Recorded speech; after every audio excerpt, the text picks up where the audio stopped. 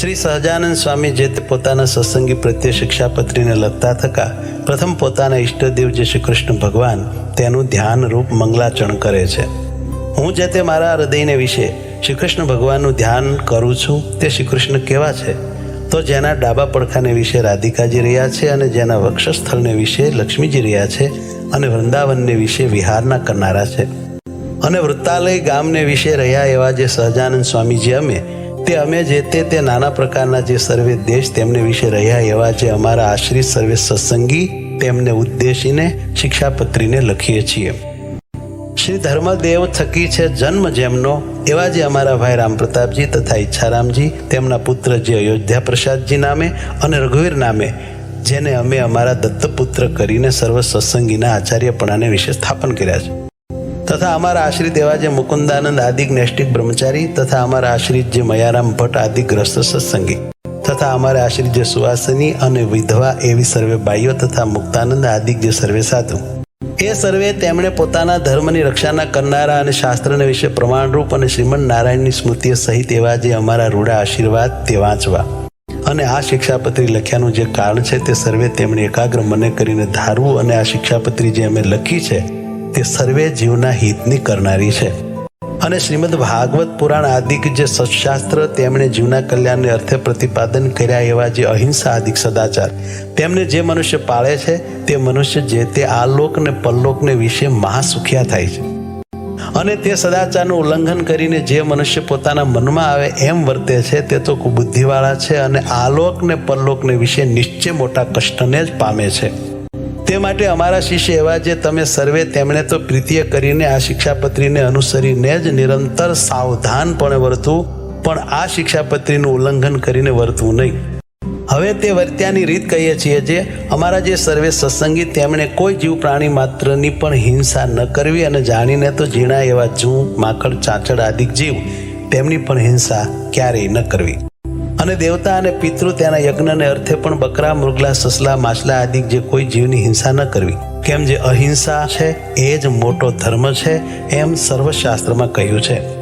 અને સ્ત્રી ધન અને રાજ્ય તેની પ્રાપ્તિને અર્થે પણ કોઈ મનુષ્યની હિંસા તો કોઈ પ્રકારે ક્યારેય પણ ન જ કરવી અને આત્મઘાત તો તીર્થને વિશે પણ ન કરવો ને ક્રોધે કરીને ન કરવો અને ક્યારેય કોઈક અયોગ્ય આચરણ થઈ જાય તે થકી મુજાઈને પણ આત્મઘાત ન કરવો અને ઝેર ખાઈને તથા ગળે ટૂંપો ખાઈને તથા કૂવે પડીને તથા પર્વત ઉપરથી પડીને ઇત્યાદિ કોઈ રીતે પણ આત્મઘાત ન કરવો અને જે માંસ છે તે તો યજ્ઞનું શેષ હોય તો પણ આપતકાળમાં પણ ક્યારેય ન ખાવું અને 3 પ્રકારની સુરા અને 11 પ્રકારનું મદ્ય તે દેવતાનું નૈવેદ્ય હોય તો પણ ન પીવું અને ક્યારેક પોતા વતે કાંઈક અયોગ્ય આચરણ થઈ ગયું હોય અથવા કોઈ બીજા વતે અયોગ્ય આચરણ થઈ ગયું હોય તો શસ્ત્રાદિકે કરીને પોતાના અંગનું તથા બીજાના અંગનું છેદન ન કરવું અથવા ક્રોધે કરીને પણ પોતાના અંગનું તથા બીજાના અંગનું છેદન ન કરવું અને ધર્મ કરવાને અર્થે પણ અમારા સત્સંગી કોઈએ ચોરનું કર્મ ન કરવું ધણિયાતું જે કાષ્ટ પુષ્પ આદિક વસ્તુ તે તેના ધણીની આજ્ઞા વિના ન લેવી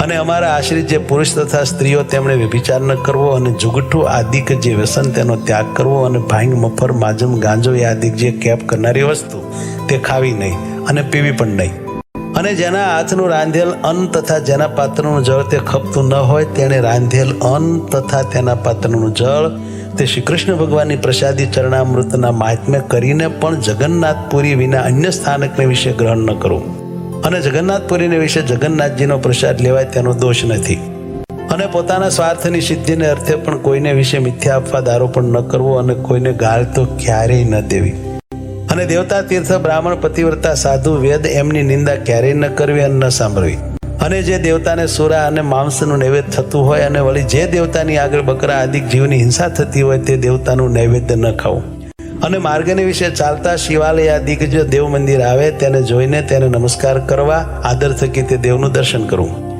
પોતપોતાના વર્ણાશ્રમનો જે ધર્મ તે કોઈ સત્સંગીએ ત્યાગ ન કરવો પરધર્મનું આચરણ ન કરવું પાખંડ ધર્મનું આચરણ ન કરવું તથા કલ્પિત ધર્મનું આચરણ ન કરવું જેના વચનને સાંભળવે કરીને શ્રી કૃષ્ણ ભગવાનની ભક્તિ ને પોતાનો ધર્મ એ બે થકી પડી જવાય તેના મુખ થકી ભગવાનની કથા વાર્તા ન સાંભળવી જે સત્ય વચન બોલવે કરીને પોતાનો દ્રોહ થાય તથા પારિકો દ્રોહ થાય એવું જે સત્ય વચન તે ક્યારેય ન બોલવું જે કૃતજ્ઞ હોય તેના સંગનો ત્યાગ કરવો, વ્યવહાર કાર્યને વિશે કોઈની લાંચ ન લેવી.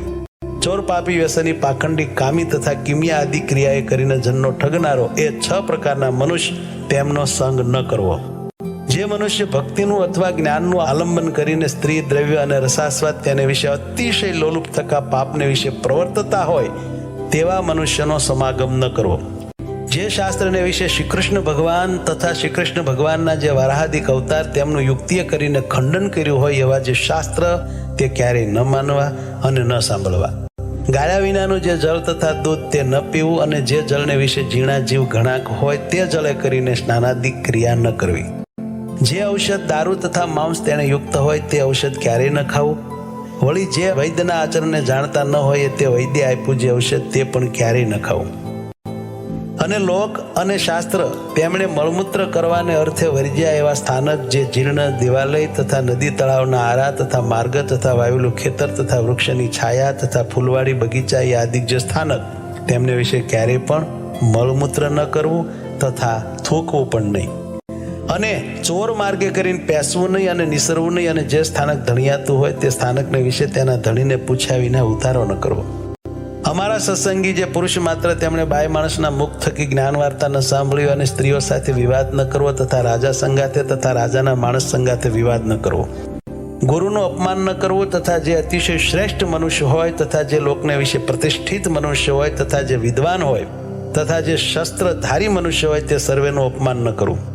વિચાર્યા વિના તત્કાળ કાંઈ કાર્ય ન કરવું. ધર્મ સંબંધી જે કાર્ય તે તો તત્કાળ કરવું. પોતે જે વિદ્યા ભણ્યા હોય તે બીજાને ભણાવવી. નિત્ય પ્રત્યે સાધુનો સમાગમ કરવો. ગુરુદેવ અને રાજા એ ત્રણના દર્શનને અર્થે જ્યારે જવું ત્યારે ઠાલે હાથે ન જવું. કોઈનો વિશ્વાસઘાત ન કરવો. પોતાને મુખે કરીને પોતાના વખાણ ન કરવા. જે વસ્ત્ર પહેરે છકે પણ પોતાના અંગ દેખાય એવું જે ભૂંડું વસ્ત્ર તે અમારા સત્સંગી તેમણે ન પહેરવું. શ્રી કૃષ્ણ ભગવાનની જે ભક્તિ તે ધર્મે રહી તેવી કોઈ પ્રકારે ન કરવી. અને અજ્ઞાની એવા જે મનુષ્ય તેમની નિંદાના ભય થકી શ્રી કૃષ્ણ ભગવાનની સેવાનો ત્યાગ કરવો નહીં. અને ઉત્સવના દિવસને વિશે તથા નિત્ય પ્રત્યે શ્રી કૃષ્ણના મંદિરમાં આવ્યા એવા જે સત્સંગી પુરુષ તેમણે તે મંદિરને વિશે સ્ત્રીઓનો સ્પર્શ ન કરવો તથા સ્ત્રીઓએ પુરુષનો સ્પર્શ ન કરવો. અને મંદિરમાંથી નીકળ્યા પછી પોતપોતાની રીતે વર્તવું. અને ધર્મવંશી ગુરુ થકી શ્રી કૃષ્ણની દીક્ષાને પામ્યા એવા જે બ્રાહ્મણ, ક્ષત્રિય અને વૈશ્ય 3 વર્ણના અમારા સત્સંગી તેમણે કંઠને વિશે તુલસીની બેવડી માળા નિત્ય પ્રત્યે ધારવી અને લલાટ, હૃદય અને 2 હાથ એ ચારે ઠેકાણે ઉર્ધ્વ પુંડ તિલક કરવું. અને તે તિલક જે તે ગોપીચંદને કરીને કરવું અથવા ભગવાનની પૂજા કરતા બાકી રહ્યું અને કેસર કુમકુમાદિકે યુક્ત એવું જે પ્રસાદીનું ચંદન તેને કરીને તિલક કરવું. અને તે તિલકના મધ્યને વિશે જ ગોળ એવો જે ચાંદલો તે જે તે ગોપીચંદને કરીને કરવો અથવા રાધિકાજી અને લક્ષ્મીજી તેનું પ્રસાદી એવું જે કુમકુમ તેને કરીને તે ચાંદલો કરવો. પોતાના ધર્મને વિશે રહ્યા અને શ્રી કૃષ્ણના ભક્ત એવા જે સત્શુદ્ર તેમણે તો તુલસીની માળા અને ઉર્ધ્વ પુંડ તિલક તે બ્રાહ્મણ, ક્ષત્રિય, વૈશ્યની પેઠે ધારવા. અને તે સત્શુદ્ર થકી બીજા જે જાતીય કરીને ઉતરતા એવા ભક્તજન તેમણે તો ચંદનાદિક કાષ્ટની બેવડી માળા તે ભગવાનની પ્રસાદી કરાવીને કંઠને વિશે ધારવી અને લલાટને વિશે કેવળ ચાંદલો કરવો પણ તિલક ન કરવું. અને જે બ્રાહ્મણાદિકને ત્રિપુંડ જે આડું તિલક કરવું તથા રુદ્રાક્ષની માળા ધારવી એ 2 વાના પોતાની કુળ પરંપરાએ કરીને ચાલ્યા આવ્યા હોય અને તે બ્રાહ્મણાદિક અમારા આશ્રિત થયા હોય તો પણ તેમણે તે ત્રિપુંડ અને રુદ્રાક્ષનો ક્યારેય ત્યાગ ન કરવો. અને નારાયણ અને શિવજી એ 2નું એકાત્મપણું જાણવું કેમ જે વેદને વિશે એ 2નું બ્રહ્મ રૂપે કરીને પ્રતિપાદન કર્યું છે. અને અમારે આશ્રિત જે મનુષ્ય તેમણે શાસ્ત્રે કહ્યો જે આપત ધર્મ તે અલ્પ આપતકાળને વિશે મુખ્યપણે કરીને ક્યારેય ગ્રહણ ન કરવો. અને અમારા સત્સંગી તેમણે નિત્ય સૂર્ય ઉગ્યાથી પ્રથમ જ જાગવું અને શ્રી કૃષ્ણ ભગવાનનું સ્મરણ કરીને પછી શૌચ વિધિ કરવા જવું. પછી એક સ્થાનકને વિશે બેસી દાતન કરવું, પછી પવિત્ર જળે કરીને સ્નાન કરવું, પછી ધોયેલું વસ્ત્ર એક પહેરવું અને એક ઓઢવું અને તે વાર પછી પવિત્ર પૃથ્વીને વિશે પાથર્યું અને શુદ્ધ ને કોઈ બીજા આસનને અડ્યું ન હોય અને જે ઉપર સારી પેઠે બેસાય એવું જે આસન તેને વિશે પૂર્વમુખે અથવા ઉત્તરમુખે બેસીને આચમન કરવું. પછી સત્સંગી પુરુષ માત્રને ચાંદલે સહિત ઉર્ધ્વ પુંડ તિલક કરવું. અને સુવાસીની જે સ્ત્રીઓ તેમણે તો પોતાના ભાલને વિશે કુમકુમનો ચાંદલો કરવો. અને તે વિધવા સ્ત્રીઓએ પોતાના ભાલને વિશે તિલક ન કરવું અને ચાંદલો પણ ન કરવો. અને તે પછી તે સર્વ જે અમારા સત્સંગી તેમણે મને કરીને કલ્પ્યા જે ચંદન પુષ્પાદિક ઉપચાર તેમણે કરીને શ્રી કૃષ્ણ ભગવાનની માનસી પૂજા કરવી. તે પછી શ્રી રાધા કૃષ્ણની જે ચિત્ર પ્રતિમા તેનું આદર થકી દર્શન કરીને નમસ્કાર કરીને પછી પોતાના સામર્થ્ય પ્રમાણે શ્રી કૃષ્ણનો જે અષ્ટાક્ષર મંત્ર તેનો જપ કરીને તે પછી પોતાનું વ્યવહારિક કામકાજ કરવું. અને જે અમારા સત્સંગીમાં અમરીશ રાજાની પેઠે આત્મનિવેદી એવા ઉત્તમ ભક્ત હોય તેમણે પણ પ્રથમ કહ્યું એવી રીતે અનુક્રમે કરીને માનસી પૂજા પર્યંત સર્વે ક્રિયા કરવી. આત્મનિવેદી ભક્ત તેમણે પાષાણની અથવા ધાતુની જે શ્રીકૃષ્ણ ભગવાનની પ્રતિમા અથવા શાલિગ્રામ તેની જે પૂજા તે દેશકાળને અનુસરીને પોતાના સામર્થ્ય પ્રમાણે પ્રાપ્ત થયા જે ચંદન પુષ્પ ફળાદિક વસ્તુ તેને કરીને કરવી. અને પછી શ્રીકૃષ્ણ ભગવાનનો જે અષ્ટાક્ષર મંત્ર તેનો જપ કરવો. તે પછી શ્રીકૃષ્ણ ભગવાનના જે સ્તોત્ર અથવા ગ્રંથ તેનો જે પાઠ તે પોતાના સામર્થ્ય પ્રમાણે કરવો. જે સંસ્કૃત ન ભણ્યા હોય તેમણે શ્રીકૃષ્ણ ભગવાનનું નામ સંકીર્તન કરવું. પછી શ્રીકૃષ્ણ ભગવાનને નૈવેદ્ય કરીને પછી તે પ્રસાદી એવું જે અન્ન તે જમવું. અને આત્મનિવેદી વૈષ્ણવ તેમણે સર્વકાળને વિશે પ્રીતિય કરીને શ્રીકૃષ્ણ ભગવાનની સેવા પરાયણ થવું. અને નિર્ગુણ કહેતા માયાના જે સત્વાદિક 3 ગુણ તેને રહિત એવા જે શ્રીકૃષ્ણ ભગવાન તેના સંબંધ થકી તે આત્મનિવેદી ભક્તની જે સર્વે ક્રિયા તે નિર્ગુણ થાય છે. તે હેતુ માટે તે આત્મનિવેદી ભક્તને નિર્ગુણ કહ્યા છે. આત્મનિવેદી ભક્ત તેમણે શ્રીકૃષ્ણ ભગવાનને અર્પણ કર્યા વિનાનું જળ પણ ક્યારેય ન પીવું ને પત્ર કંદ ફળાદિક જે વસ્તુ તે પણ શ્રીકૃષ્ણ ભગવાનને અર્પણ કર્યા વિનાનું ન ખાવું. સર્વે જે અમારા સત્સંગી તેમણે વૃદ્ધપણા થકી અથવા કોઈ મોટા આપતકાળે કરીને અસમર્થપણું થઈ ગયે સતે પોતે સેવવાનું જે શ્રીકૃષ્ણ ભગવાનનું સ્વરૂપ તે બીજા ભક્તને આપીને પોતે પોતાના સામર્થ્ય પ્રમાણે વર્તો. શ્રીકૃષ્ણનું સ્વરૂપ પોતાને સેવાને અર્થે ધર્મવંશના જે આચાર્ય તેમણે જ આપ્યું હોય અથવા તે આચાર્ય જે સ્વરૂપની પ્રતિષ્ઠા કરી હોય એ જ સ્વરૂપને સેવવું અને તે વિના બીજું જે શ્રીકૃષ્ણનું સ્વરૂપ તે તો નમસ્કાર કરવા યોગ્ય છે પણ સેવા યોગ્ય નથી. અમારા સર્વે સત્સંગી તેમણે નિત્ય પ્રત્યે સાયંકાળે ભગવાનના મંદિર પ્રત્યે જવું. તે મંદિરને વિશે શ્રી રાધિકાજીના પતિ એવા જે શ્રીકૃષ્ણ ભગવાન તેના નામનું ઉચ્ચ સ્વરે કરીને કીર્તન કરવું. શ્રીકૃષ્ણની કથા વાર્તા તે પરમ આદર થકી કરવીને સાંભળવી અને ઉત્સવને દિવસે વાજિંત્રે સહિત શ્રીકૃષ્ણના કીર્તન કરવા. અમારા આશ્રિત સર્વે સત્સંગી તેમણે જે પ્રકારે પૂર્વ કહ્યું એ પ્રકારે કરીને જ નિત્ય પ્રત્યે કરવું અને સંસ્કૃત અને પ્રાકૃત એવા જે સદગ્રંથ તેમનો અભ્યાસ પણ પોતાની બુદ્ધિને અનુસારે કરવો. જે મનુષ્ય જેવા ગુણે કરીને યુક્ત હોય તે મનુષ્યને તેવા કાર્યને વિશે વિચારીને જ પ્રેરવો. પણ જે કાર્યને વિશે જે યોગ્ય ન હોય તે કાર્યને વિશે તેને ક્યારેય ન પ્રેરવો. પોતાના જે સેવક હોય તે સર્વની પોતાના સામર્થ્ય પ્રમાણે અન્નવસ્ત્રાદિકે કરીને યથાયોગ્ય સંભાવના નિરંતર રાખવી. જે પુરુષ જેવા ગુણવાળો હોય તે પુરુષને તેવા વચને કરીને દેશકાળ અનુસારે યથાયોગ્ય બોલાવો પણ તેથી બીજી રીતે ન બોલાવો. વિનય કરીને યુક્ત એવા જે અમારા આશ્રિત સત્સંગી તેમણે ગુરુ, રાજા, અતિ વૃદ્ધ, ત્યાગી, વિદ્વાન અને તપસ્વી એ 6 જણા આવે ત્યારે સન્મુખ ઉઠવું, આસન આપવું, મધુર વચને બોલાવવું ઇત્યાદિ ક્રિયાએ કરીને તેમનું સન્માન કરવું. ગુરુદેવને રાજા એમને સમીપે તથા સભાને વિશે પગ ઉપર પગ ચડાવીને ન બેસવું તથા વસ્ત્રે કરીને ઢીચણને બાંધીને ન બેસવું. અમારા આશ્રિત જે સર્વ સત્સંગી તેમણે પોતાના આચાર્ય સંગાથે ક્યારેય પણ વિવાદ ન કરવો અને પોતાના સામર્થ્ય પ્રમાણે અન્ન, ધન, વસ્ત્રાદિકે કરીને પોતાના આચાર્યને પૂજવા. અમારા આશ્રિત તેમણે પોતાના આચાર્યને આવતા સાંભળીને આદર થકી તત્કાળ સન્મુખ જવું અને તે આચાર્ય પોતાના ગામથી પાછા પધારે ત્યારે ગામની ભાગોળ સુધી વળાવવા જવું. ઘણું છે ફળ જેને વિશે એવું પણ જે કર્મ તે જો ધર્મે રહિત હોય તો તેનું આચરણ ન જ કરવું. કેમ જે ધર્મ છે તે જ સર્વ પુરુષાર્થનો આપનારો છે. માટે કોઈક ફળના લોભે કરીને ધર્મનો ત્યાગ ન કરવો. પૂર્વે થયા જે મોટા પુરુષ તેમણે પણ જો ક્યારેક અધર્માચરણ કર્યું હોય તો તેનું ગ્રહણ ન કરવું અને તેમણે જે ધર્માચરણ કર્યું હોય તો તેનું ગ્રહણ કરવું. અને કોઈની પણ જે ગુહ્ય વાર્તા તે તો કોઈ ઠેકાણે પણ પ્રકાશ કરવી જ નહીં. અને જે જીવનું જેવી રીતે સન્માન કરવું ઘટતું હોય તેનું તેવી રીતે જ સન્માન કરવું પણ સમદૃષ્ટિએ કરીને એ મર્યાદાનું ઉલ્લંઘન કરવું નહીં.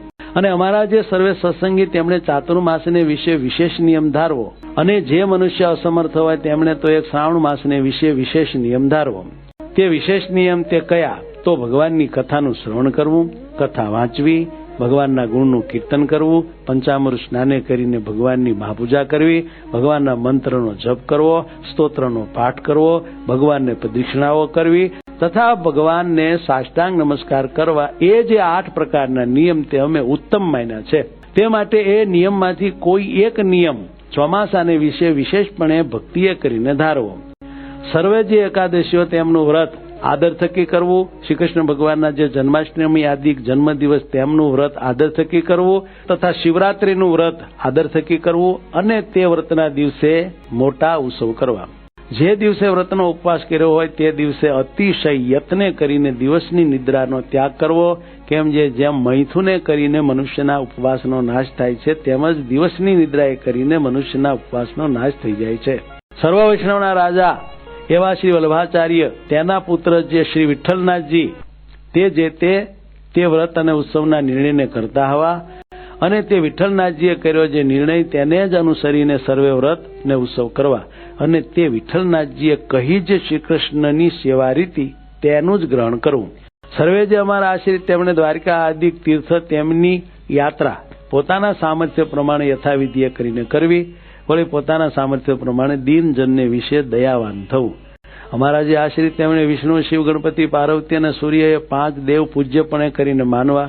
જો ક્યારેક ભૂત પ્રેતાદિકનો ઉપદ્રવ થાય ત્યારે તો નારાયણ કવચનો જપ કરવો, હનુમાનજીના મંત્રનો જપ કરવો, પણ એ વિના બીજા કોઈ ક્ષુદ્ર દેવના સ્તોત્ર અને મંત્રનો જપ ન કરવો. સૂર્યનું અને ચંદ્રમાનું ગ્રહણ થયે સતે અમારા સર્વે સત્સંગી તેમણે બીજી સર્વે ક્રિયાનો તત્કાળ ત્યાગ કરીને પવિત્ર થઈને શ્રી કૃષ્ણ ભગવાનના મંત્રનો જપ કરવો અને તે ગ્રહણ મુકાઈ રહ્યા પછી વસ્ત્ર સહિત સ્નાન કરીને જે અમારા ગ્રસ્તો સત્સંગી હોય તેમણે પોતાના સામર્થ્ય પ્રમાણે દાન કરવું અને જે ત્યાગી હોય તેમણે ભગવાનની પૂજા કરવી. અમારા સત્સંગી એવા જે 4 વર્ણના મનુષ્ય તેમણે જન્મનું સૂતક તથા મરણનું સૂતક તે પોતપોતાના સંબંધને અનુસારે કરીને યથાશાસ્ત્ર પાળવું. જે બ્રાહ્મણ વર્ણ હોય તેમણે શમ, દમ, ક્ષમા અને સંતોષી આદિ જે ગુણ તેમણે યુક્ત થવું. ક્ષત્રિય વર્ણ હોય તેમણે સુવીરપણું અને ધીરજી આદિ જે ગુણ તેમણે યુક્ત થવું. વૈશ્ય વર્ણ હોય તેમણે કૃષિકર્મ તથા વણજ, વ્યાપાર તથા વ્યાજવટો એ આદિ જે વૃત્તિઓ તેમણે કરીને વર્તવું અને જે ક્ષુદ્ર વર્ણ હોય તેમણે બ્રાહ્મણાદિક 3 વર્ણની સેવા કરવી આદિ જે વૃત્તિઓ તેમણે કરીને વર્તવું.